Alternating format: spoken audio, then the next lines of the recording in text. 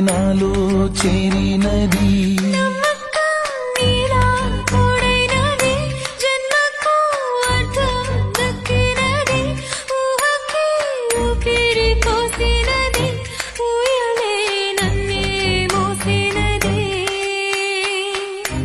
ఉరిమే నా కోపం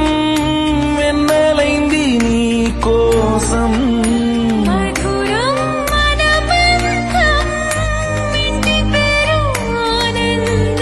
హాయిగున్న నన్ను నా నుండి